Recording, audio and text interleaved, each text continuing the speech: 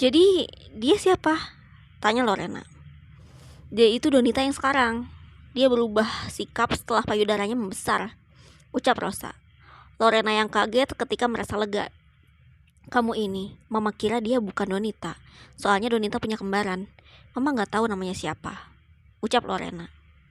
Atau jangan-jangan dia itu kembarannya? Tanya Rosa. Gak mungkin. Kabarnya kembaran Donita sudah meninggal. Itu pun sudah lama. Mama yakin Donita bisa seberani ini karena ada yang doktrin dari luar, ucap Lorena. Menurut Mama, siapa yang mendoktrin? Tanya Rosa. Ya, Mama nggak tahu lah. Nanti kita cari tahu aja siapa dalang dibalik semua ini, ucap Lorena. Esoknya Donita bertemu dengan Kevin untuk menemaninya dan menjadi tempat curhatnya selama ini. Makasih ya udah mau dengar cerita aku dari A sampai Z, ucap Kevin. Iya sama-sama, ucap Donita. Donita diberi bayaran besar dan Donita menjadi langganan Kevin untuk mencurahkan isi hati dan kegundahannya. Hingga singkat cerita, Kevin pun akhirnya jatuh hati pada Donita dan mereka akhirnya menjalin sebuah hubungan.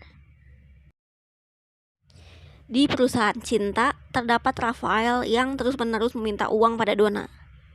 Sayangku, aku lagi butuh banget. Please transfer uang ke rekeningku 100 juta saja, ucap Rafael. Buat apa? Kalau buat perusahaan aku pasti kasih, ucap Donna. Aku suami kamu loh, gak ada suami yang ngemis kayak gini, marah Rafael. Ya memang gak ada suami yang ngemis, cuma kamu yang ngemis dan gak tahu malu, ucap Donna. Kasih uang itu aku benar-benar selingkuh dengan Rosa, tanya Rafael mengancam. Oh, ancaman yang tidak begitu menakutkan, ucap Donna meremehkan. Donita, aku minta uang atau aku selingkuh? Tanya Rafael. Mana dompetmu? Tanya Donna. Rafael pun mengeluarkan dompetnya dan memberikannya pada Donna. Donna mengacungkan dompet mewah itu. Dompet ini akan ada di tangan gue. Kalau lo butuh, lo bisa merangnya ke gue. Semua keuangan lo mulai sekarang gue yang atur, karena kebetulan gue ini istri lo, ucap Donna. Donita, kamu gak bisa ambil keputusan itu secara sepihak ya. Kembalikan atau aku tampar, ucap Rafael kasar. Kalau kayak gini gimana posisi CEO akan lo dapatkan? Tanya Donna. Lihat aja, kita lakukan voting di perusahaan ini. Siapa yang lebih banyak, maka dia yang akan menang, ucap Rafael. Tapi, oleh bagaimanapun, gue yakin gue yang akan menang, ucap Donna angkuh.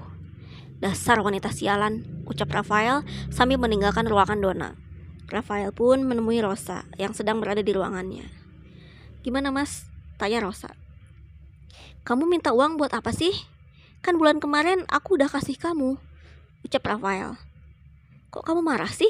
Aku minta uang bukan untuk aku sendiri, tapi untuk kita, ucap Rosa. Memangnya kita kenapa? Tanya Rafael heran. Aku hamil. Aku masih ada kontrak dengan salah satu brand pakaian dalam, ucap Rosa pada Rafael. Apa? Kamu hamil? Tanya Rafael terkejut. Ya kenapa kamu kaget? Ini kenyataannya, ucap Rosa.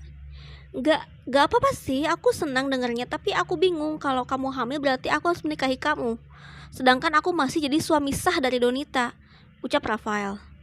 Aku gak mau nikah dulu mas, ucap Rosa tegas. Kenapa? Kamu jijik sama aku? Tanya Rafael. Sudahlah, aku capek, ucap Rosa sambil pergi dari ruangan itu. Tak lama berserang, Kenzo bersama anggotanya datang untuk bertemu dengan Donna. Dia dengan santainya duduk berhadapan dengan Donna tanpa dipersilahkan. Hai Nona, sapa Kenzo. Ada apa lagi? Tanya Donna. Saya kesini mau menagih hutang perusahaan, ucap Kenzo. Akan aku lunasi, tapi saya minta 1 bulan, ucap Donna. Oke, tapi jangan sia-siakan 1 bulan itu, ucap Kenzo. Emang kenapa? Tanya Donna. Jadikan waktu 1 bulan itu adalah momen berharga antara aku dan kamu, ucap Kenzo merayu. Baiklah, ucap Donna tersenyum malu. Baiklah kalau begitu, saya pamit Nona, ucap Kenzo sambil mengecup tangan cantik Donna. Ternyata Kenzo adalah laki-laki yang dijodohkan oleh Alvin untuk Donna. Karena saat pandangan pertama, Alvin menyukai sosok Kenzo. Saat Donna pulang ke rumahnya, dia membawa banyak tukang untuk mengangkut lemari dan barang-barang mewah yang ada di kamar Lorena dan Rosa saat itu. Donna yang dengan entengnya menyuruh para tukang untuk menumpuk dan memasukkan tas-tas dan barang mewah itu ke dalam sebuah dus. Lorena, Susi, dan Rosa pun kaget dan mengamuk dengan sikap yang diambil Donna. "Donita, kamu apa-apaan sih? Barang-barang aku mau kamu bawa kemana?" tanya Rosa cemas. "Mau gue jual," ucap Donna. "Gak bisa," ucap Lorena sambil menyimpan kembali tas-tasnya. Namun Donna pun melempar tas yang diletakkan kembali oleh Lorena. "Donita, kamu kenapa sih? Ini tuh barang mahal yang kita beli dengan kerja keras kita," ucap Lorena. Kerja keras apa? Sebesar apa effort kalian di perusahaan? Apa kalian membantu dalam penjualan produk? Apa kalian menjadi salah satu donatur untuk di perusahaan? Tanya Donna. "Saya istri sah dari Mas Alvin. Saya sudah lama menemaninya dari nol hingga sekarang," ucap Lorena kesal.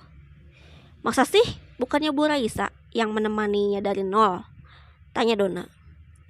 "Jangan sok tahu deh kamu," ucap Rosa. "Diam kalian. Kalian berdua memang gak lebih dari seorang pelacur," ucap Donna bengis. Namun sang nenek yang jengkel akhirnya memarahi Donna dengan kata-kata yang menyakitkan. "Hentikan Donita. Dari lahir hingga sekarang hidupmu memang menyusahkan. Kembalikan barang-barang itu. Simpan lagi di tempatnya. Kamu dan ibumu adalah pembawa sial," ucap nenek Susi pada cucu kandungnya. "Oh, nenek bela mereka. Nenek pikir aku bakal patuh. Enak aja. Maaf ya, Nek. Barang-barang ini akan tetap aku lelang dan aku jual," ucap Donna sambil meninggalkan mereka. Barang-barang itu akhirnya dilelang oleh Donna ke tempat pelelangan. Tiba-tiba Rafael datang dan melihat Rosa dan Lorena marah. Lemari kaca yang mewah yang berisikan barang-barang mahal pun lenyap. "Mah, ada apa ini? Kenapa di sini pada kosong?" tanya Rafael. "Kamu tanya sama istrimu yang bermuka bodoh itu," ucap Lorena. Rafael pun mendapati Donna yang tengah santai sambil mengkutek tangannya. "Apa yang kamu lakukan sama Rosa? Kenapa barang-barangnya gak ada?" tanya Rafael. "Lo gak mikir ya hutang kita ke Pak Riko itu berapa?" tanya Donna. "Iya memang banyak, tapi gak harus kamu jual barang-barang milik adik kamu dan ibumu," ucap Rafael geram. "Kenapa harus marah? Semua barang yang ada di rumah ini sumber dananya kan dari perusahaan. Jadi salah gue di mana?" tanya Donna santai. Kamu bener-bener keterlaluan, Donita," ucap Rafael. "Lebih keterlaluan lagi itu lo," ucap Donna. "Aku gak mau mengikuti aturan kamu ya, Donita. Ini semua gak masuk akal," ucap Rafael menantang.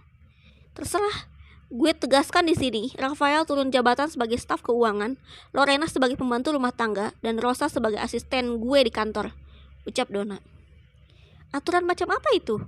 tanya nenek Susi. "Kenapa, Nenek? Kok kayak yang keberatan?" ucap Donna. "Iya, saya sangat keberatan. Saya gak mau mengikuti aturan bodoh yang dibuat sama kamu," ucap nenek Susi. "Baiklah, tapi nenek juga jangan pakai lagi jasa Bisurti dan Biinah lagi, karena semua orang di rumah ini di bawah perintahku," ucap Donna. "Saya juga gak mau tinggal di sini," ucap nenek Susi. Nenek Susi pun keluar dari rumah, dan saat dia hendak menutup pagar, tiba-tiba saja ada orang yang tak dikenal yang menculik nenek Susi dan menyeretnya ke mobil. Semua orang di rumah menaati perintah Donna, termasuk suaminya.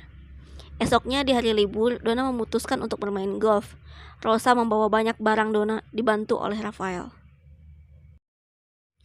Saat Donna tengah asik bermain golf, tiba-tiba saja Rosa memanggil. "Donita, besok ada meeting dan ada laporan yang mesti kamu bikin buat besok," ucap Rosa yang merasa kelelahan. "Ya lo kerjain aja lah, tugas lo kan asisten gua. Jangan manja deh, kerja-kerja," teriak Donna.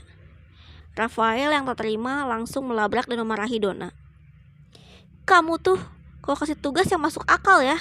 Kasihan Rosa, dia kan lagi," ucap Rafael yang tiba-tiba bungkam. "Lagi apa?" tanya Donna. lagi